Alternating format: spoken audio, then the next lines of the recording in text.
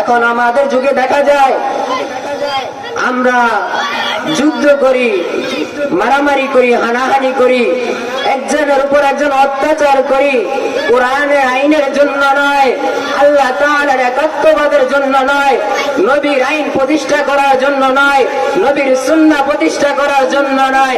আমরা মারামারি করি, হানাহানি করি, জুলুম অত্যাচার করি আমার নেত্রীকে ক্ষমতা আনার জন্য, ঠিক কিনা? আমরা মুসলমান, আমাদের ঈমান অনেক দুর্বল হয়ে গেছে, আমরা অনেক নিচে নেমে গেছি। আমরা আমার নবীকে নিয়ে জালেমরা নাস্তিকরা কটূক্তি করে আমাদের গায়ের লোম দাঁড়ায় না। যখন আমার নবী মুহাম্মদুর রাসূলুল্লাহ সাল্লাল্লাহু আলাইহি ওয়াসাল্লাম দুনিয়ার জমিনে বেঁচে ছিলেন, কোন কাফের, কোন মুশরিক যদি নবীর বিরুদ্ধে কোনো কথা বলতো, তখন সাহাবায়ে কেরাম রাদিয়াল্লাহু তাআলা আনহুরা ওই কাফেরের বিরুদ্ধে ঝাঁপিয়ে পড়তো। এখন আমাদের মধ্যে ওই আইন নাই, ওই আইন কিভাবে থাকবে? আমরা সবাই আমার নেত্রীকে ক্ষমতায় নেওয়ার জন্য, আমার দলকে ক্ষমতায় নেওয়ার জন্য আমরা যুদ্ধ করি, আমরা একজনের উপর একজন অত্যাচার করি, ঠিক কিনা?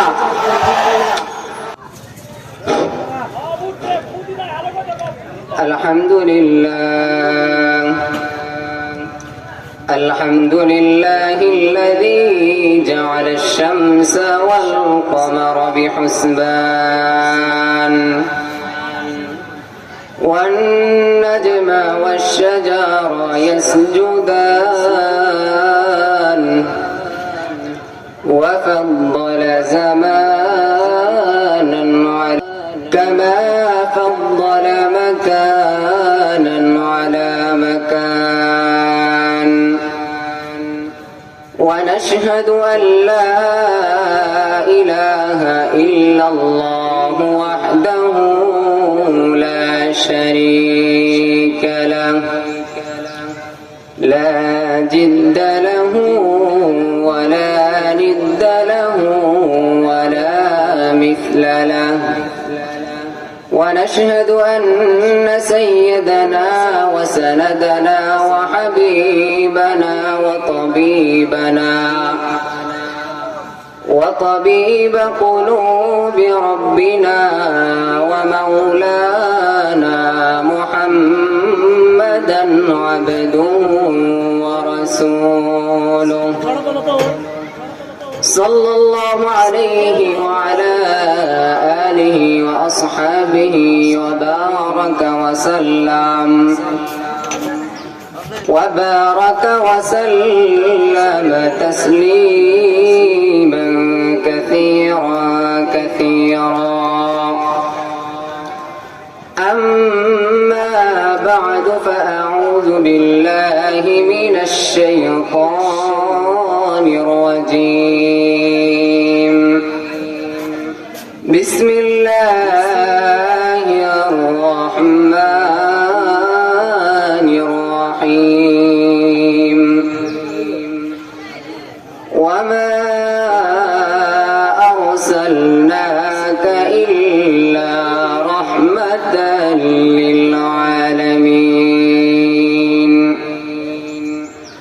وقال رسول الله صلى الله عليه وسلم الجهاد في سبيل الله أو كما قال عليه الصلاة والسلام صدق الله العظيم وصدق رسوله النبي الكريم ونحن على ذلك لمن الشاهدين والشاكرين والذاكرين والحمد لله رب العالمين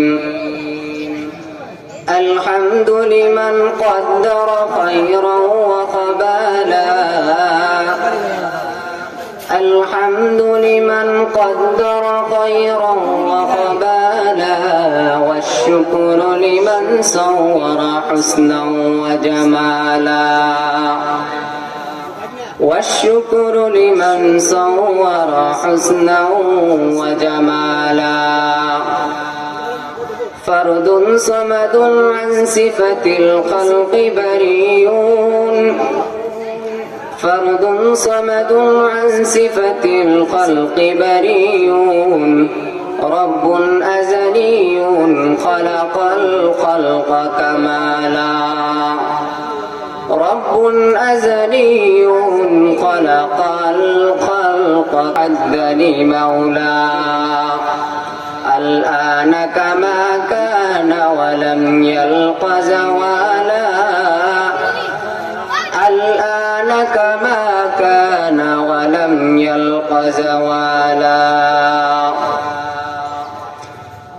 নয়নগর কাসিমুল উলুম মাদ্রাসা ও এতিমখানার উদ্যোগে আয়োজিত একদিন ব্যাপী বিরাট তাফসীরুল কোরআন মাহফিলের সম্মানিত সভাপতি আরো উপস্থিত রয়েছেন বিশেষ অতিথিবৃন্দ, আরো উপস্থিত রয়েছেন বাংলার মানুষের তাজ ওলামায়ে কেরাম, তলাবাই আজম, আরো উপস্থিত রয়েছেন আমার স্নেহের ছাত্র ভাইয়েরা এবং আরো উপস্থিত রয়েছেন পর্দার আড়ালে আমার মা ও বোনেরা।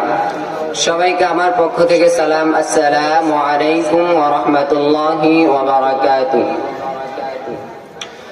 আমি আপনাদের সম্মুখে কোরআনে কারীম হতে একটি আয়াত তেলাওয়াত করেছি। আল্লাহ তাআলা আয়াতের মধ্যে বলেন, ওয়া মা আরসালনাকা ইল্লা রাহমাতাল লিল আলামিন। আমি নবী মুহাম্মদুর রাসূলুল্লাহ সাল্লাল্লাহু আলাইহি ওয়াসাল্লামকে পাঠিয়েছি দু জাহানের জন্য রহমত। আমি নবী মুহাম্মদুর রাসূলুল্লাহ সাল্লাল্লাহু আলাইহি ওয়াসাল্লামকে মানুষের জন্য রহমত পাঠিয়েছি, মানুষের জন্য রহমত, প্রাণীর জন্য রহমত, আকাশে উড়ন্ত পাখি, পাখির জন্য রহমত, একটি কুকুর, কুকুরের জন্য রহমত, মাছের জন্য রহমত। আমি এমন এক নবীকে দুনিয়ার জমিনে প্রেরণ করেছি, যেই নবীকে দুনিয়ায় না পাঠাইলে আমি আল্লাহ এই আসমান সৃষ্টি করতাম না, এই জমিন সৃষ্টি করতাম না, এই গাছপালা সৃষ্টি করতাম না, এই মাখলুক সৃষ্টি করতাম না। আমি আল্লাহ নবী মুহাম্মদুর রাসূলুল্লাহ সাল্লাল্লাহু আলাইহি ওয়াসাল্লামকে দু জাহানের জন্য রহমত হিসাবে পাঠিয়েছি। আমাদের নবী মুহাম্মদুর রাসূলুল্লাহ সাল্লাল্লাহু আলাইহি ওয়াসাল্লাম দু জাহানের জন্য রহমত হিসাবে এসেছে। আমাদের নবীর আখলাক, আমাদের নবীর ব্যবহার কেমন ছিল? আমাদের নবী মুহাম্মদুর রাসূলুল্লাহ সাল্লাল্লাহু আলাইহি ওয়াসাল্লামের ব্যবহার ছিল উত্তম ব্যবহার, তার উপর আর কোনো ব্যবহার হয় না এমন ব্যবহার। একবার মদিনা মুনাওয়ারার বাইরে একটি যাত্রী দল অবস্থান করছিল, একটি কাফেলা অবস্থান করেছিল। ওই জায়গা দিয়ে নবী মুহাম্মদুর রাসূলুল্লাহ সাল্লাল্লাহু আলাইহি ওয়াসাল্লাম হেঁটে যাচ্ছিলেন। ওই কাফেলার মধ্যে একটি উট ছিল, যেই উটটিকে আমার নবী মুহাম্মদুর রাসূলুল্লাহ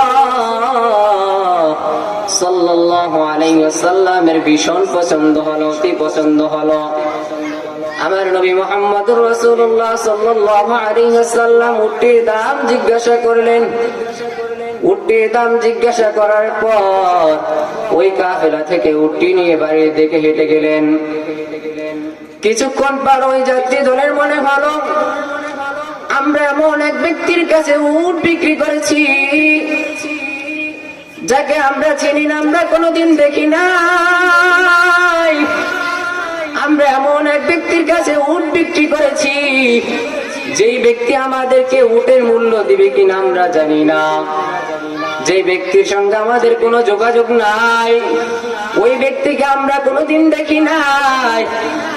এমন একদিন ব্যক্তির কাছে উট বিক্রি করেছি, ওই ব্যক্তি এমনও তো হতে পারে যে আমাদের সঙ্গে ধোঁকা দিয়েছে, আমাদের উটের দাম দিবে না।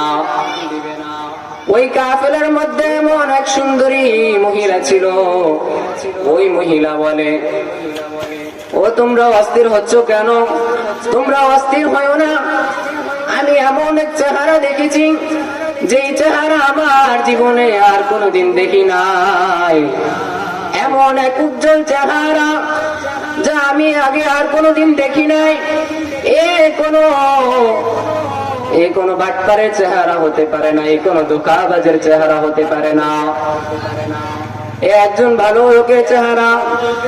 এই কথা বলার পর যখন রাত্রে হয়ে গেল, রাত্র হওয়ার পর আমার নবী মুহাম্মদুর রাসূলুল্লাহ সাল্লাল্লাহু আলাইহি ওয়াসাল্লাম এত মায়ের নবী, এত দয়ার নবী,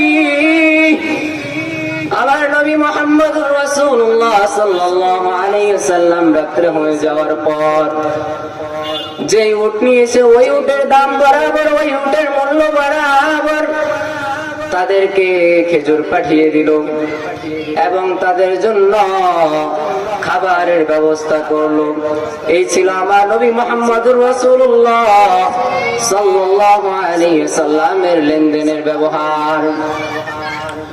আমার নবী মুহাম্মদুর রাসূলুল্লাহ সাল্লাল্লাহু আলাইহি ওয়াসাল্লাম ইসলামের দাওয়াত দিলেন, এই দুনিয়ার জমিনে ইসলামের দাওয়াত দিয়েছেন।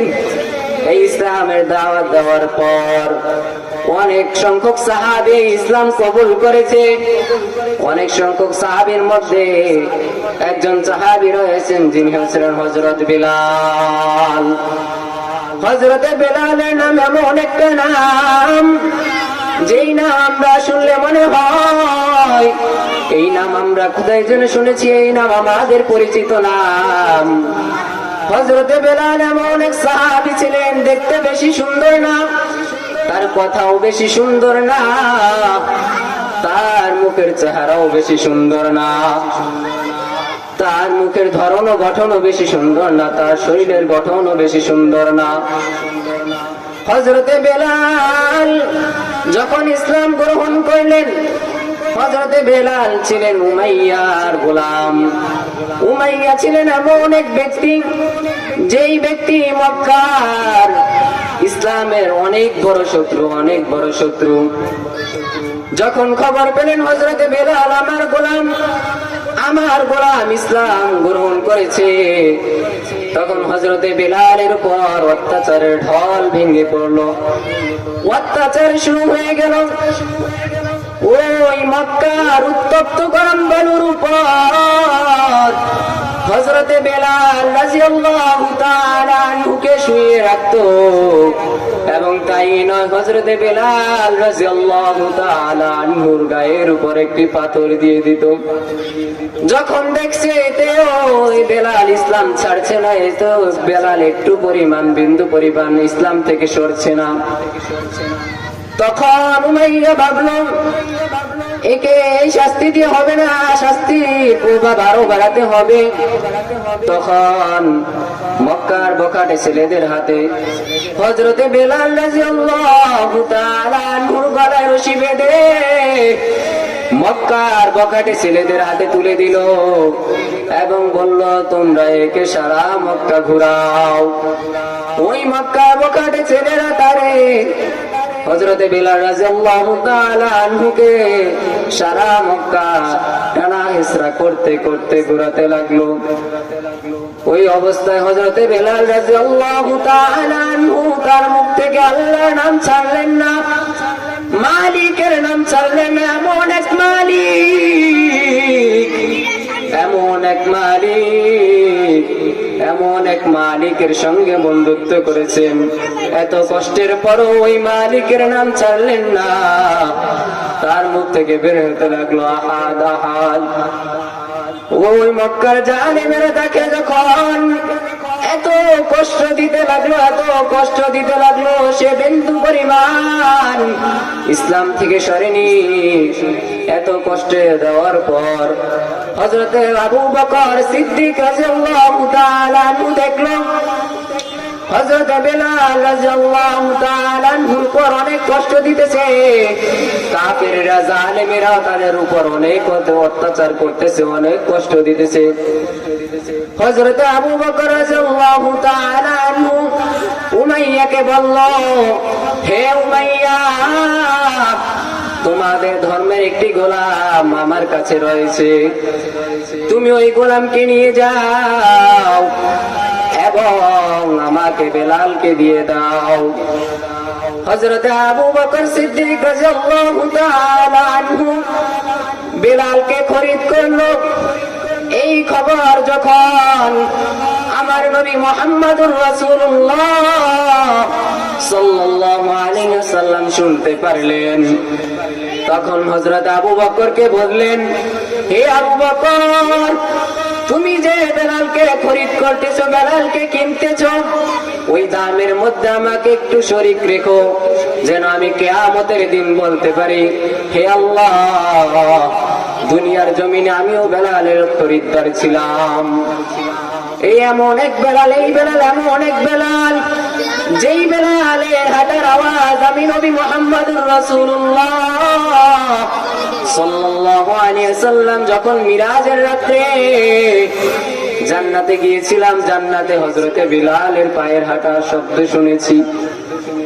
নবী মুহাম্মদুর রাসূলুল্লাহ সাল্লাল্লাহু আলাইহি ওয়াসাল্লাম বললেন, এই খরিদ্দারের মধ্যে আমাকে একটু যুক্ত রেখো, আমাকে তুমি ভাগীদার রেখো। নবী মুহাম্মদুর রাসূলুল্লাহ সাল্লাল্লাহু আলাইহি ওয়াসাল্লাম এই দুনিয়ার জমিনে ইসলামের দাওয়াত দিয়েছে, এই দুনিয়ার জমিনে অনেক কষ্ট করেছে, কাফেরদের হাতে অনেক নির্যাতিত হয়েছে, সাহাবায়ে কেরাম রাদিয়াল্লাহু তাআলা আনহুরা ইসলামের দাওয়াত দিতে গিয়ে অনেক কষ্ট মুজাহাদা করেছে। এখন আমাদের যুগে দেখা যায় আমরা যুদ্ধ করি, মারামারি করি, হানাহানি করি, একজনের উপর একজন অত্যাচার করি, কোরআনের আইনের জন্য নয়, আল্লাহ তাআলার একাত্মবাদের জন্য নয়, নবীর আইন প্রতিষ্ঠা করার জন্য নয়, নবীর সুন্নাহ প্রতিষ্ঠা করার জন্য নয়, আমরা মারামারি করি, হানাহানি করি, জুলুম অত্যাচার করি আমার নেত্রীকে ক্ষমতা আনার জন্য, ঠিক কিনা? আমরা মুসলমান, আমাদের ঈমান অনেক দুর্বল হয়ে গেছে, আমরা অনেক নিচে নেমে গেছি। আমরা আমার নবীকে নিয়ে জালেমরা নাস্তিকরা কটূক্তি করে, আমাদের গায়ের লোম দাঁড়ায় না। যখন আমার নবী মুহাম্মদুর রাসূলুল্লাহ সাল্লাল্লাহু আলাইহি ওয়াসাল্লাম দুনিয়ার জমিনে বেঁচে ছিলেন, কোন কাফের, কোন মুশরিক যদি নবীর বিরুদ্ধে কোনো কথা বলতো, তখন সাহাবায়ে কেরাম রাদিয়াল্লাহু তাআলা আনহুরা ওই কাফেরের বিরুদ্ধে ঝাঁপিয়ে পড়তো। এখন আমাদের মধ্যে ওই আইন নাই, ওই আইন কিভাবে থাকবে? আমরা সবাই আমার নেত্রীকে ক্ষমতায় নেওয়ার জন্য, আমার দলকে ক্ষমতায় নেওয়ার জন্য আমরা যুদ্ধ করি, আমরা একজনের উপর একজন অত্যাচার করি, ঠিক কিনা? সময় খুব সংক্ষিপ্ত, এই জন্য আরো কিছু কথা বলার দরকার ছিল, এই জন্য সময় খুব সংক্ষিপ্ত থাকার কারণে আমি বলতে পারছি না। আল্লাহ তাআলা আমাদেরকে নবী মুহাম্মদুর রাসূলুল্লাহ সাল্লাল্লাহু আলাইহি ওয়াসাল্লামের অনুসরণ করে আমাদের জীবনকে গঠন করার তৌফিক দান করুন। ওয়া আখির দাওয়ানা আনিল হামদুলিল্লাহি রাব্বিল আলামিন। আলহামদুলিল্লাহ, এত সময় পর্যন্ত আপনাদেরকে আপনাদেরই মাদ্রাসার ছাত্র